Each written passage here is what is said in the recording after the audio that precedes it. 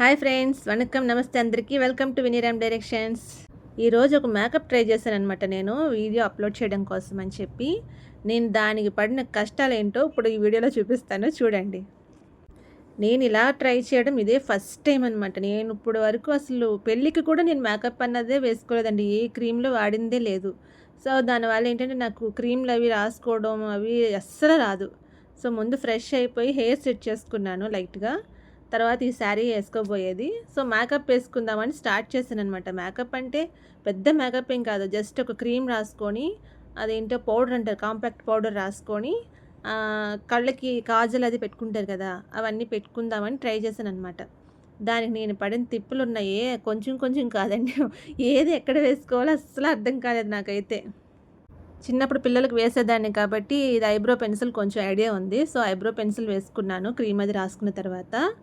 So eyebrow pencil లైట్గానే వేసుకున్నాను, నేను ఎప్పుడూ పెద్ద ఎక్కువగా వేసుకోను. సో దానివల్ల ఏంటంటే వేసుకున్నాను.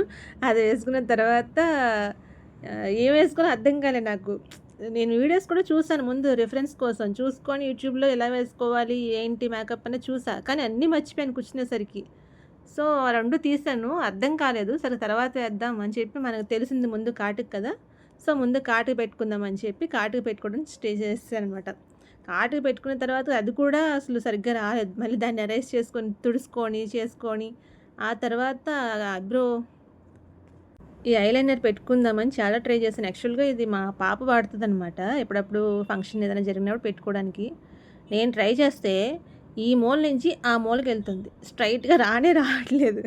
అసలు 2-3 సార్లు పెట్టి తుడిచేసి మళ్ళీ పెట్టి మళ్ళీ ట్రై చేసి ఫేస్ అంతా పాడవుతుంది, కన్నంతా పాడవుతుంది, కానీ రావట్లేదు.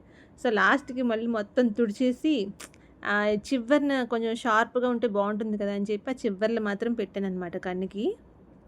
అలా చివరిన పెడుతున్నప్పుడు కింద కొంచెం డార్క్గా అనిపించింది, అది పెట్టుకుంటే బాగున్నట్టు అనిపించి కింద కూడా కాటుక పెట్టిన దగ్గర అది కూడా పెట్టాను. లాస్ట్కి ఇలా వచ్చింది, కన్ను కింద కొంచెం డార్క్గా అయిపోయి మొత్తానికి అయితే ఇలా అయింది. తర్వాత శారీ వేర్ చేసేసుకున్నాను. శారీ కట్టిన తర్వాత బొట్టది పెట్టుకుందామని చెప్పి ముందు శారీ వేసుకొని ఇయర్ రింగ్స్ పువ్వులు అన్నీ రెడీ చేస్తాను అనమాట.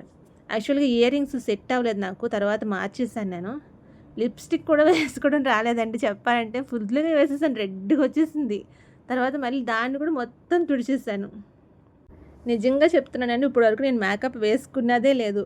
అసలు ఫస్ట్ నుంచి కూడా అసలు మేకప్ వేసుకున్నదే లేదు. అంతా రెడీ అయిన తర్వాత బొట్టు సెట్ చేశాను అనమాట.